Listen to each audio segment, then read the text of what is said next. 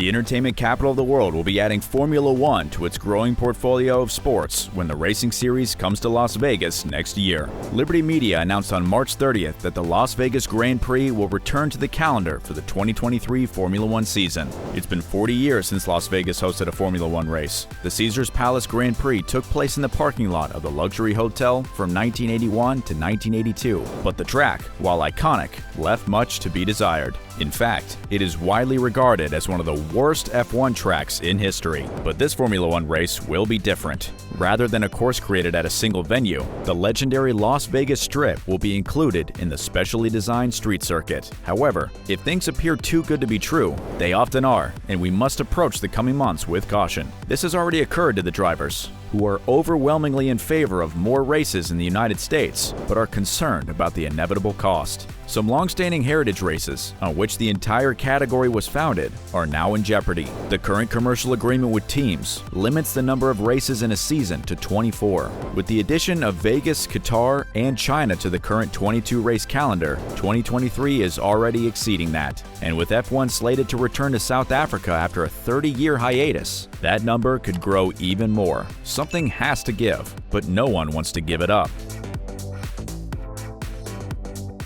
When the Las Vegas news broke, Frenchman Esteban Ocon stated, "I'm very happy to discover new tracks, but yes, to see my home Grand Prix under threat, I'll definitely do everything I can to be vocal on that. It is extremely special when we go there every year, so I don't know the situation exactly, but I'm not happy to hear it's under threat at the moment, and I'll do everything I can to keep it on the calendar." Spaniard Carlos Sainz later added, "I'm a big fan of going to Miami and Vegas, but at the same time, it's a big loss having to lose races. I wouldn't like to stop racing in Europe. It's a great place to go racing. It's where our heritage is, and I think we need to keep coming back. Even if it's not every year, at least keep it on the calendar." Even Canadian Lance Stroll was concerned about the fate of European heritage races. "In a way, I think it's the direction Formula One has to take. It's evolving the sport. It's great for the American market, and it's bringing a lot of attraction to F1. But it's a shame we're seeing some of the tracks that are great to drive, and we've been going to for a long time, such as Spa, under threat." So yeah, I guess naturally for F1, it is the right thing to do for a business side of things, but it definitely will be a shame to maybe see some very traditional tracks that are great to drive be under threat and potentially disappear. The reaction of drivers to the US expansion has been mixed as F1 approaches conflict with itself. Few places are more fitting for the glitz and glamour of F1 than a Saturday night drag down Vegas' Strip. At the same time, F1 is, by definition, European. Except for Sergio Perez, Daniel Ricciardo, Yuki Tsunoda, Guan Zhou, Nicholas Latifi, and Lance Stroll, all of the drivers on this year's grid are European. Every team is based in the United Kingdom or on the continent, with the vast majority of the season taking place in Europe when F1 was born. The calendar is about to burst at the seams, finally reaching a tipping point after years of expansion.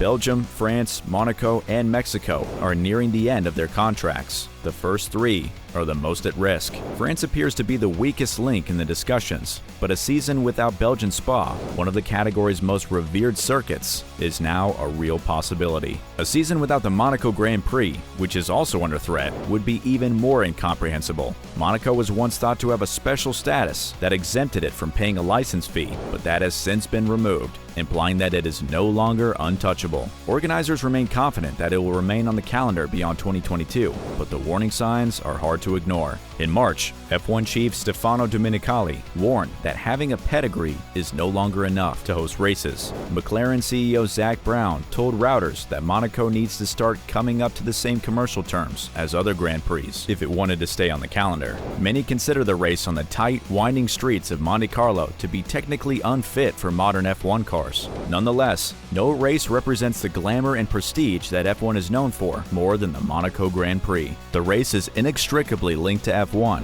and without it, the sport's image suffers irredeemably and permanently. Nonetheless, there can simply be no pleasing everyone, and it's up to the new owners, Liberty Media, to strike a balance between commercial gains and the overall image it seeks. With the Concord Agreement stretched to its limit, further expansion is no longer an option, and drivers are increasingly vocal about overworked teams. The ideal number of races, according to world champion Max Verstappen, is 15 to 18, a growing consensus in the F1 paddock. Fernando Alonso is another driver who has expressed concern about its increasing number of races. We need to be careful with the number of races. I think we need a limit, because I think for the teams, it's quite demanding how the schedule is now, especially as we don't have so many races in Europe anymore. And other drivers agree, with Sainz stating, "I think there needs to be a limit, so in the end, some other races will pay the price of having to stay out." It's a wish that drivers and teams will not be granted, with F1 now essentially a year-long circus. After preseason testing, December and January are the only months without some form of F1 activity. But not everyone is concerned about preserving Formula One's old-school image, and one of the most vocal supporters of Liberty Media's direction is seven-time world champion Lewis Hamilton. The Mercedes driver described the continued growth of Formula One in the United States as an incredible prospect. "I think it's great. It's amazing the relationship we have now. 3 races on one continent. I think that's going to be awesome. I think it will be good for business. I think Vegas will be an awesome addition. I've not seen the track layout, so I don't really know what that'll be. But just being there and the spectacle, I imagine it will probably be a night race, and we welcome it." Hamilton also wants F1 to add a race in South Africa,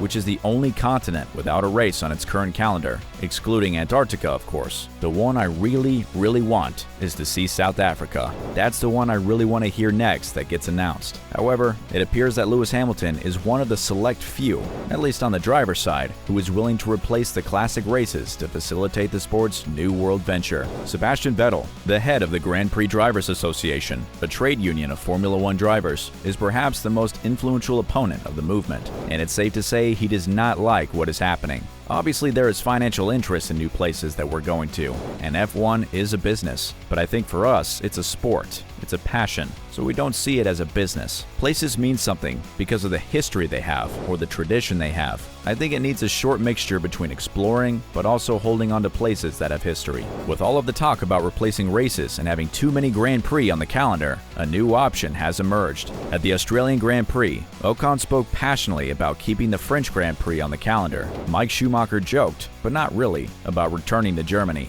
Given its history and the location of most team factories, Great Britain was regarded as an absolute non-negotiable. Meanwhile, Guangzhou expressed his excitement for F1's return to China next year, while Verstappen stated that Melbourne would still be included in his dream of a shortened race calendar. Everyone wants a slice of the pie, and the easiest way for everyone to get a piece would be calendar rotation. It was a well-liked compromise among drivers. Mercedes youngster George Russell said at the time, "I think that's a really great idea. Rotations. There's some further races that could come on the calendar, which I think is great, and Vegas is just going to be mental for everybody there. It's good for the sport." And even last year, McLaren boss Brown was among those promoting the idea within a smaller 20-race calendar. He claimed that the fewer races would increase competition, allowing F1 to raise license fees to cover the cost of fewer races. I'm not convinced that you couldn't have a very healthy promoter income with 20 races when you're rotating. I like the idea of going to 25.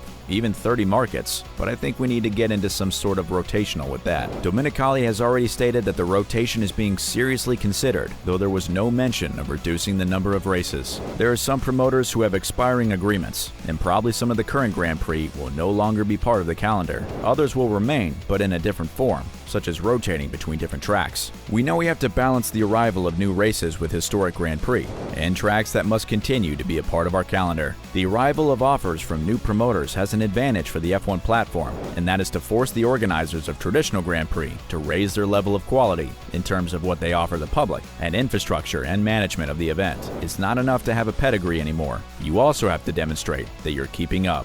What do you think about the Las Vegas Grand Prix? Do you like the departure from classic European races? Or do you believe the sport should return to its roots? Leave us your thoughts in the comment section down below.